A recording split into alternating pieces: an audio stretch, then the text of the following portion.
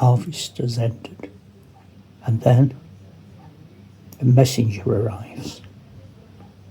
A messenger bearing a sheet of paper upon which is written a single rune, the secret sign you all immediately recognise.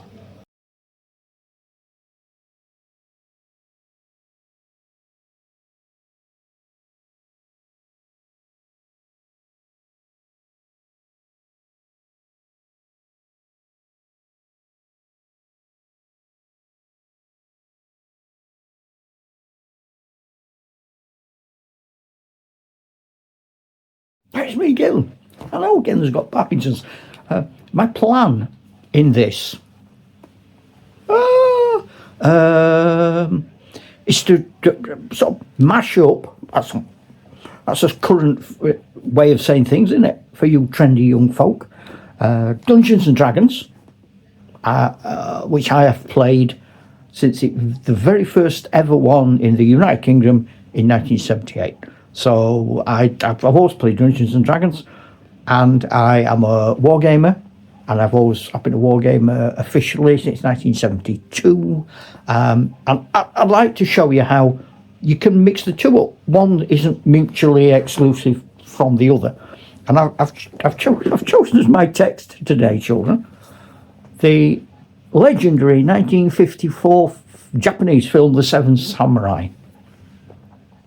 I've done that because I thought the Seven Samurai make a good example of an adventuring party.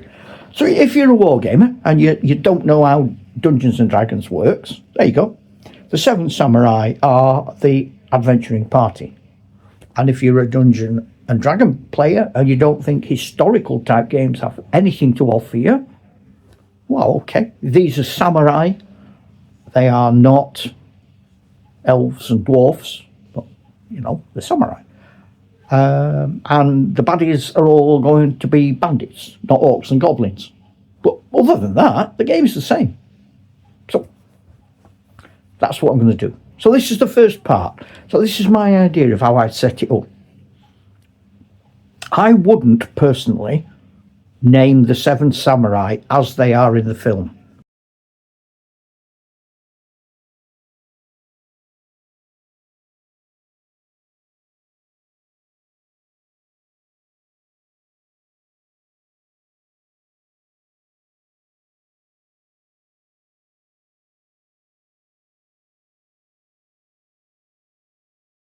What I would do is I would just allocate the characters. Now, you could do it in a number of ways. If you're lucky enough to have 7 people each playing a samurai, you can almost match the type of samurai to the person, because there's a stone-faced, hardened warrior. If you've got a player in your party who likes that role, like a sort of paladin type Teutonic knight, great. There's a fellow he's not quite so good, but he's a bit of a comic, so he raises morale. There's a chap who's fibbing. He's told him he's a samurai and he's not. But he comes good in the end. There's also something I fancied doing that I'm going to do in this, is in the Seven Samurai film, there's a young chap that the leader has had to take on as an apprentice, and he doesn't want to. This lad's a bit of a sort of, not really got any combat experience, but daddy's a big wig and pulled some strings.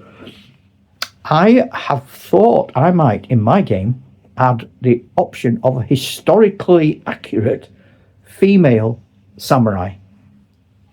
And then she could be a natural choice for anyone in the party that likes female characters. If I was running this as a dungeon for you, I would never mention the Magnificent Seven. It's irrelevant. And I don't want my players to have a preconception of what this is about. So there are 7 adventurers. You meet in an inn, and what you're told is peasants have arrived. They haven't got enough money to hire you, to be honest, but honour suggests to your leader, the most experienced of your party, that it's the right thing to do. Every year these poor beggars bring in the harvest, robbers come, burn it all down, run off again. And the villagers have decided whatever happens, they're going to make a stand. And you know, as samurai, they're going to get wiped out. You also are told that there are a huge number of these bandits. But again, honour shouldn't really preclude you from caring. And I suppose if there's anyone in your party who doesn't want to do it, perhaps they don't play this game, go off and do something else. And it's not the 7, you go 6, 5, 4, 3, 2, 1. You're on your own. So that's the preamble. I'm going to show you the characters now. Each one is actually taken from a character in the film. Again, you might not want to do that. You might want to completely ignore that. You might bring people in who've already got prepared sheets.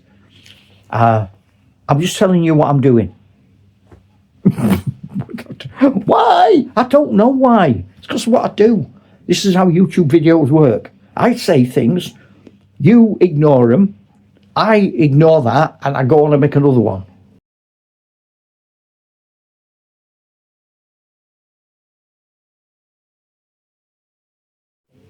So, there we are. Part 1. There'll be a part 2, and then 3, etc. That's it. You know what I'm going to do now. I'm so predictable. Ta-ra, Chuck!